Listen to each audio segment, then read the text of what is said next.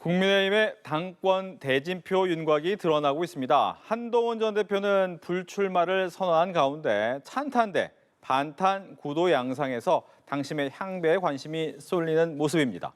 오늘 초대석에는 김영동 국민의힘 의원과 함께 여러 정치권 이슈를 이야기해 보겠습니다. 안녕하십니까? 안녕하세요. 초대해 주셔서 감사합니다. 네, 한 달여 남은 전당대회를 두고 벌써 7명이나 이제 출사표를 던진 상황인데 뭐 더 나오겠습니까? 아니면 이 정도에서 대진표가 정해지는 겁니까? 뭐 더 나오면은 더 당이 활성화되고 당의 미래와 개혁에 대해서 담론이 커지겠죠. 그것보다 더 큰 이슈는 아마 한동훈 대표의 네. 전 대표의 불출마가 상대적으로 큰 이슈가 되지 않고 있는가 싶고 더 출마할 가능성도 있지만은 왜 한 대표를 먼저 말씀을 드렸냐 하면 예. 당이 그만큼 어렵고 개혁의 아이콘이라 그럴까요? 네. 미래의 아이콘이라고 할 수 있는 한 대표가 왜 이번에 출마하지 않았을까라는 것에 대해서 많은 당원들이 또 묻기도 하고 아하. 아마 논쟁이 될 것 같습니다. 예. 그 질문도 잠시 뒤에 하겠지만 네. 말씀하신 것처럼 여러 사람이 나오다 보니까 이게 찬탄 대 반탄의 구도로 갈 것이냐 아니면 초선 의원들의 출마도 좀 있다 보니까 예. 신구의 대력으로 갈 것이냐 이런 부분도 있는데 분위기는 어떤 건가요? 저는 아까 사회자께서 찬탄과 반탄 이렇게 대립구도로 언론도 그렇게 가져가고 있는데요. 저는 그게 동의하지 않습니다. 아. 지금 구도가 찬탄, 반탄 그렇지 뭐 어느 정도 남아 있지만은 이미 그 부분은 어느 정도 극복해야 되고 당의 미래로 어떻게 건설할 거냐, 당원들이 바라는 당의 미래를 이미지를 그다음에 당의 개혁 방안에 대해서 어떻게 가져갈 것이냐가 더 중요하지. 지금 나와 있는 주자 7분을 이분은 찬탄파다, 이분은 뭐 저 반탄파다 이렇게 구성하는 거는 글쎄요. 뭐 이거 우리 당을 좀 과거에 붙잡으려는 프레임이라고 저는 보고 그 부분을 지금 나오시는 분들은 과감하게 극복하고 당의 미래로 가는데 아마 많은 비전을 보여줄 거라 생각합니다. 예. 그러다 보니까 말씀하신 것처럼 한동훈 전 대표가 왜 안 나왔을까에 대해서 많은 사람들, 특히 당원들도 궁금해할 것이다. 그리고 그것이 아마 이번 선거에 또 영향을 미칠 거다라고 얘기를 하셨는데 왜 불출마를 선언했다고 생각하십니까? 최근에 2번 말씀도 나눠봤는데요. 네. 이 정치라는 것이 꼭 이 전당대회에 나오거나 출마가 전부는 아니다. 이 부분을 뭐 평론가들은 하방이라는 표현도 쓰고 뭐 또 대표 한동훈 대표 본인이 프레임에 대한 것을 극복하기 위한 나름의 전략 아닌가라는 생각도 들고요. 네. 보수를 재건하는 방식이 다양할 수 있는데 현장으로 내려가겠다라는 취지를 좀 강하게 말씀 주신 것 같습니다. 그러면 이제 중간에 이제 페이스북에 글을 남기면서 이제 예, 극우에 맞선 개혁 연대를 만들겠다. 예. 이건 어떤 의미입니까? 사실 좀 걱정스러운 부분이 없지 않아 있습니다.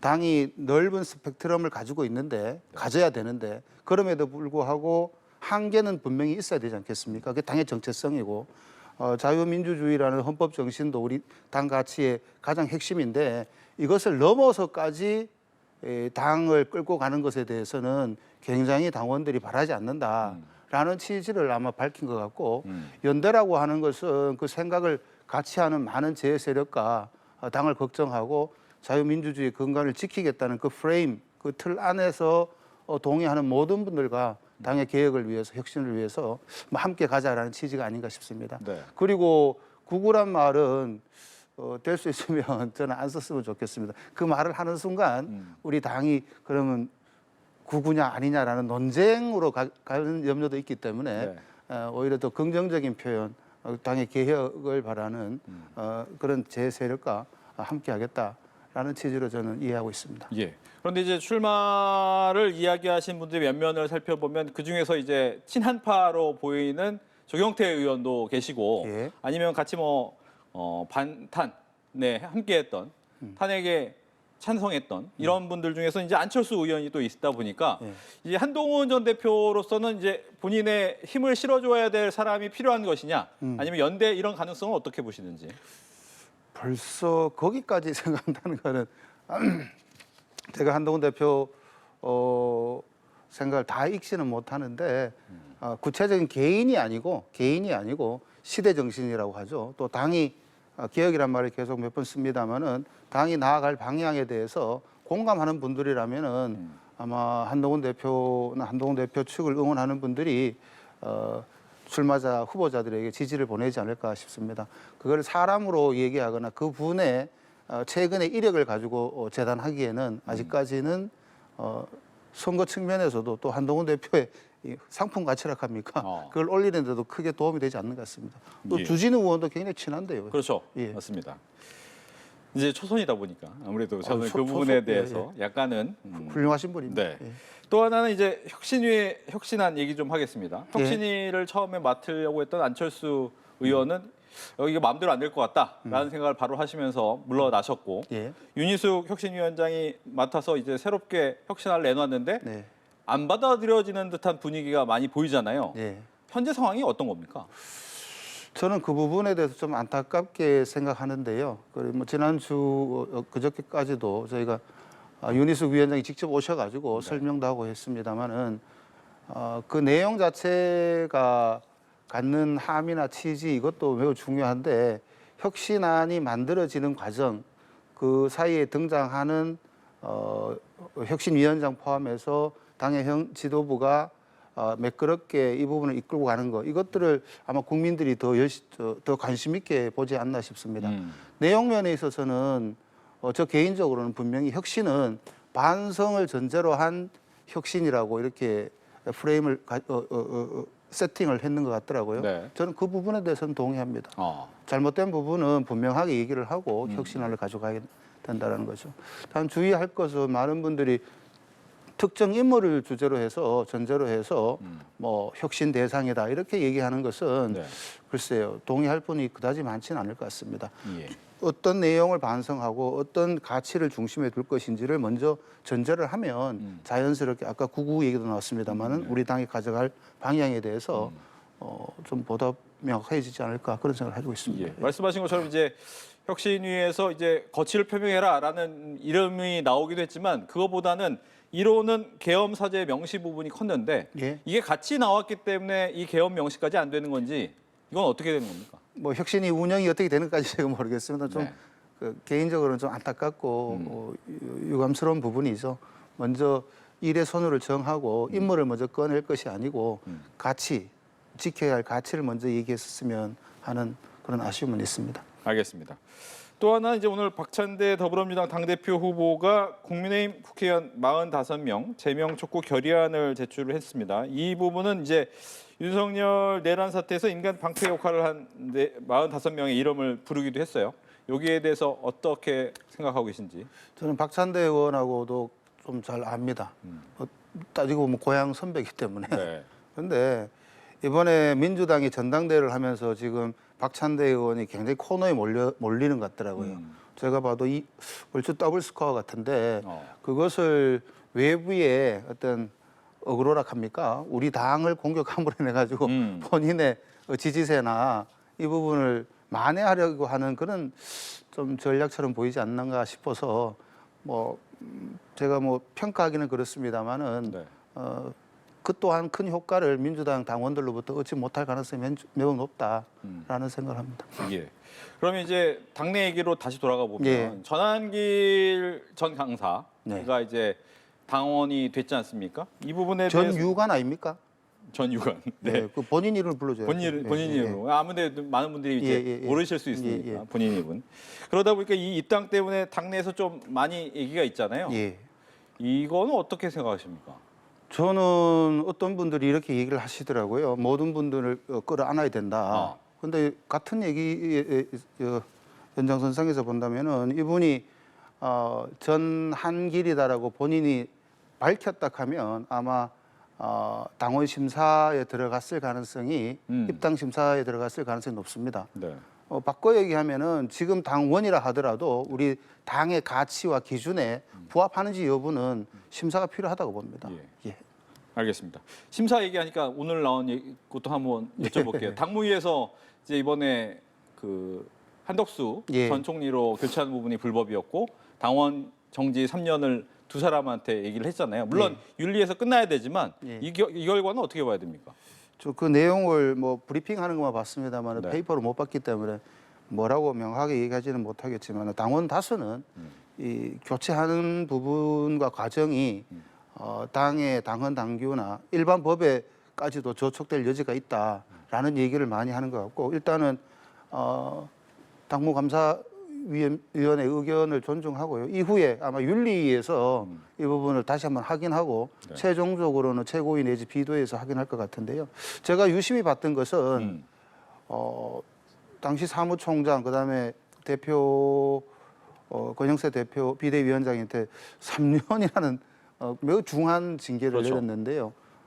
그만큼 엄중했겠지만 아마 윤리위에서 꼼꼼하게 한 번 더 따져볼 필요는 있지 않겠는가라는 생각을 했었습니다. 알겠습니다.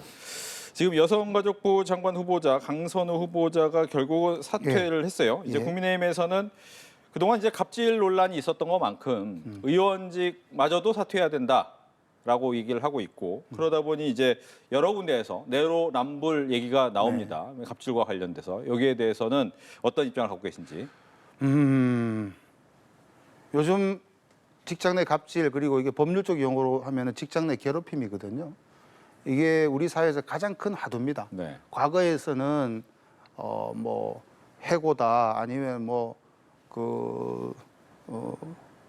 더한 일도 많았지만 요즘은 직장 내 괴롭힘이 가장 큰 이슈인데 저 또한 이번 계기를 통해서 국회의원으로서 우리 사무실 내지 우리 제 주위는 저와의 관계는 바람직했는가 한번 돌아보기도 했고요. 어젠가요 우리 당에서 아마 국회 윤리위에 강선우 의원 제명안을 아마 제출했는 걸로 알고 있는데 윤리위에서 형식적인 게 아니고 실질적으로 직장 내 괴롭힘, 갑질로서 국회의원 자격이 유지하는 게 바람직한지에 대해서 심도 깊은 논의가 있었으면 하는 바람이고요. 이번 계기를 통해서 국회든 제 여러 직장 내죠. 네. 한번 직장 내 갑질 내지 직장 내 괴롭힘 문제를 돌아보는 그런 대전환점이 됐으면 하는 기대도 해봅니다. 예. 말씀하신 것처럼 전환점이 되려면 제도적인 보완이 필요한 거 아닙니까? 예, 한 번 더 말씀을 드리면 네. 안타까운 얘기였지만 고오 요한나 씨 사건이 있었습니다. 이 방송국 내에서 일어나는 갑질 문제도 큰 저거였는데요. 우리 당 같으면은 당에서는 이미 김소희 의원이 고오 요한나 네.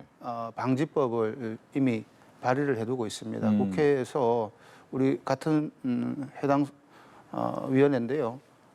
여야가 합의로 빨리 이 부분을 통과시켜야 된다. 그것이 어떤 제도적으로 완벽하지는 않겠지만 네. 제도적인 보완이 될 것이다. 라는 말씀까지 올립니다. 알겠습니다. 이제 노동계 변호사 예. 출신이시고 환노위 소속인 것만큼 노동 문제에 관심이 많으신 걸로 알고 있습니다. 근데 이제 지난 정부 윤석열 정부에서는 이제 노란봉투법이라든가 상법 등에 대해서의 거부권 행사가 있었고 예. 이번에는 이번이 지나가고 있습니다. 예. 결과적으로 노란봉투법 같은 경우에서 이제 신속 추진에 대해서는 어떤 생각을 갖고 계신지. 민주당은 민주당 내지 민주노총 입장에서는 다음 주부터 소위를 열어서 네. 신속하게 통과시키려고 그러는데요. 우리말에 급할수록 돌아가라는 얘기가 있습니다. 그리고 지금 안이 우리 윤석열 정부 때 2번 거부당한 안보다 훨씬 더 강화돼 있습니다. 개인적으로 보면 2조 3조 내용이 노동자들의 노동 기본권을 보장하기 위한 중요한 입법은 맞다. 그런데 노사관계라는 건 상대방이 있는 거 아니겠습니까? 지금 대한민국의 최근에 노동 기본권과 관련돼서 보면 상당히 안정적인 추세로 오고 있다고 저는 봅니다. 오히려 외부적으로 보면은 요즘 제일 큰 문제가 관세협정 아니겠습니까? 일자리 문제 직접적으로 연관이 되는 부분인데 저는 정부와 민주당에다가 좀 건의를 하고 싶습니다. 지금 우선순위가 뭐냐에 대해서 다시 한번 살펴봐야 된다. 그렇다 그러면은 이 3조가 과연 지금 우리 정기국회 들어가기 전에 7, 8월 임시국회의 가장 중요한 입법 아니겠는가 한 번 더 고려할 시간이 있고요. 2조와 3조에 있어서 우선순위를 좀 따지자한다 그러면 개인적으로는 3조는 이른바 가압류와 손해배상에 대한 문제 아니겠습니까? 이거는 얼마든지 논의해볼 우선적으로 논의해볼 그런 의제는 분명하다. 그런데 2조 사용자와 근로자성을 더 넓히는 부분은 오히려 많이 넓혀놨기 때문에 직접적인 사용자를 찾는데 굉장히 하청 조합원들이 어려움을 처하지 않을까. 오히려 노동 기본권을 보장해 주려고 그러다가 역으로 제한하는 그런 입법이 될 가능성도 있기 때문에 신중하게, 매우 신중하게 특히 기업의 의견까지 참고해서 이 법을 조정해야 되지 않겠는가 하는 것이 제 생각입니다. 알겠습니다. 이렇게 해서 정치권 이슈와 관련해서 김영동 국민의힘 의원과 함께 이야기 나눠봤습니다. 오늘 얘기 잘 들었습니다. 고맙습니다.